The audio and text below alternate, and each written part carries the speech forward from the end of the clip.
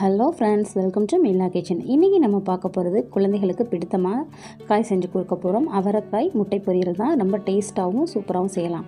கடாய் வச்சுட்டோம், நம்ம காஞ்சிருச்சு. எண்ணெய் சேர்த்துக்கலாம். நான் கடலெண்ணெய் சேர்த்துக்கிறேன். ஒரு 3 ஸ்பூன் ஆகிற மாதிரி சேர்த்துக்கோங்க. எண்ணெயில் தான் வதக்க போகிறோம்.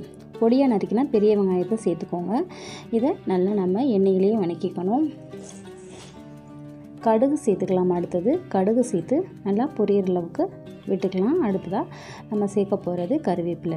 கருவேப்பிலை சேர்த்துட்டு நல்லா நம்ம வதக்கிக்கலாம்.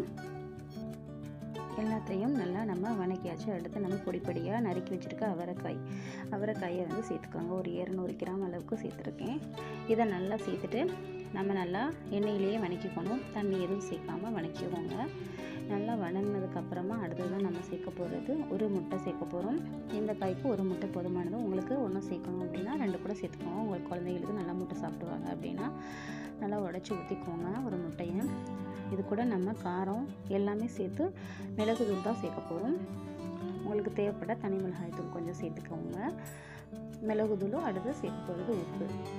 மிளகு தூளை இதுக்கு குழந்தைகளுக்கு கொடுக்குறனால இந்த காரமே போதுமானதாக இருக்கும்.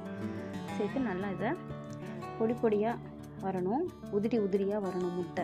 அந்த மாதிரி அளவுக்கு நம்ம வந்து நல்லா உதிரியாக நீங்கள் கிளறிக்கோங்க. அந்த லெவலில் நம்ம கிளறணும். காயோடு சேர்ந்து முட்டை எல்லாமே சேர்ந்து ஃப்ளேவர் ரொம்ப டேஸ்ட்டாக இருக்கும். முட்டை வந்து உதிரியாக வரும்போது குழந்தைங்க விரும்பி சாப்பிடுவாங்க. நமக்கு ரெடி ஆகிடுச்சு. இப்போ இந்த வீடியோ உங்களுக்கு பிடிச்சிருந்தா லைக் பண்ணுங்கள், ஷேர் பண்ணுங்கள், மறக்காமல் நம்ம சேனலை சப்ஸ்கிரைப் பண்ணுங்கள். உங்களுக்கு பிடிச்சிருக்கும் நம்புகிறேன். தேங்க்யூ ஃப்ரெண்ட்ஸ், வீடியோ வாட்ச் பண்ணதுக்கு.